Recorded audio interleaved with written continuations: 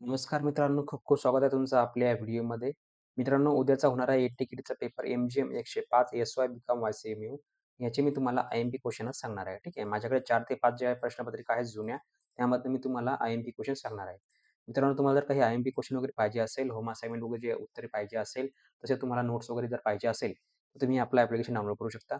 Play स्टोअरला application available आहे, परीक्षेत अभ्यास एडुटॉक. ठीक आहे. हे ॲप्लिकेशन तुम्ही डाउनलोड करू शकता. ठीक आहे. तर चला मित्रांनो, व्हिडिओला सुरुवात करूया. मित्रांनो, आपल्याला आय-एम-पी क्वेश्चन बघायचे आहेत. त्यापैकी बघा आपण सगळ्यात पहिला आपला एम-जी-एम 105 आय-एम-पी क्वेश्चन बघूया. व्यवस्थापनाची व्याप्ती स्पष्ट करा. व्यवस्थापनाचे महत्त्व. व्यवस्थापन सिद्धांत स्पष्ट करा. व्यवस्थापनाची सामाजिक जबाबदारी. मित्रांनो, एवढ्यावरून तुम्हाला एक गोष्ट लक्षात ठेवायची आहे. व्यवस्थापन हा टॉपिक तुम्हाला पूर्ण वाचून घ्यायचा आहे.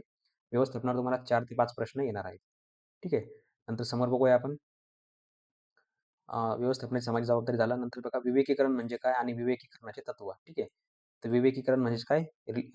रेशनलायझेशन हे तुम्हाला वाचून घ्यायचं आहे. मध्यम स्तर व्यवस्थापनाची तुम्हाला माहिती सांगायची आहे. ठीक आहे. मध्यम स्तर, कनिष्ठ स्तर, ठीक आहे. हे देखील तुम्हाला वाचून घ्यायचं आहे. व्यवस्थापन विकासाची कोणतीही 5 तत्त्वे तुम्हाला सांगायची आहे. भारतात व्यवस्थापकीय वादाच्या वाढीची प्रमुख कारणे, ते देखील तुम्ही व्यवस्थापकाचं लिहू शकता. ठीक आहे. नंतर आहे निर्णय प्रक्रियेची व्याख्या. निर्णयाची कोणतीही 5 तत्त्वे, निर्णयाचे महत्त्व, नियोजनाचे महत्त्व, नियोजन प्रक्रिया, विविध टप्पे, वियोजनाची प्रमुख उद्दिष्टे. मित्रांनो, यावर तुम्हाला नियोजन आणि निर्णय हे देखील वाचून घ्यायचं आहे. ठीक आहे. नियोजनाचे प्रमुख उद्दिष्टे, संघटनेची मूलभूत तत्त्वे, रेखा संघटन म्हणजे काय, अधिकार प्रदानाचे महत्त्व, संघटनेचे वैशिष्ट्ये.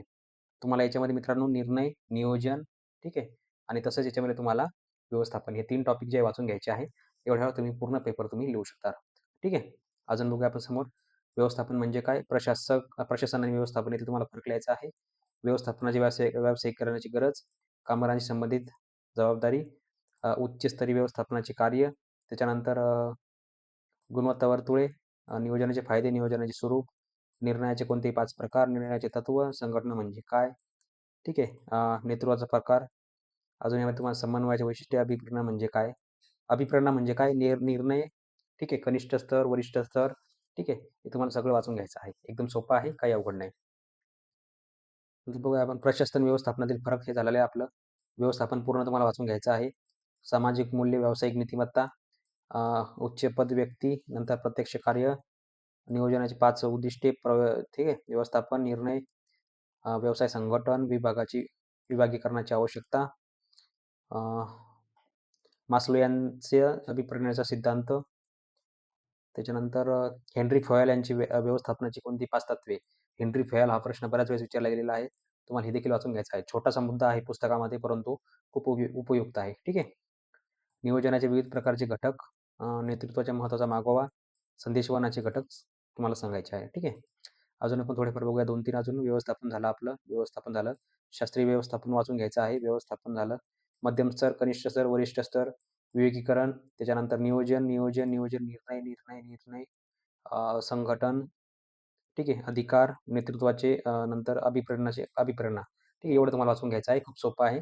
काही अवघड नाही आहे. ठीक आहे. तर अशा मित्रांनो तुम्हाला व्हिडिओ आवडला असेल, तर ज्यांना कोणाला ॲप्लिकेशन घ्यायचं ते ॲप्लिकेशन घेऊ शकता. त्यामध्ये तुम्हाला होम असाइनमेंट, ठीक आहे. इम्पोर्टंट नोट्स, क्वेश्चन पेपर इत्यादी तुम्हाला त्याच्यामध्ये मिळून जाईल. ठीक आहे. तर आशा करतो मित्रांनो तुम्हाला व्हिडिओ आवडला असेल, तर भेटूया पुढच्या व्हिडिओमध्ये. तोपर्यंत बघत राहा, शिकत राहा. जय हिंद, जय महाराष्ट्र.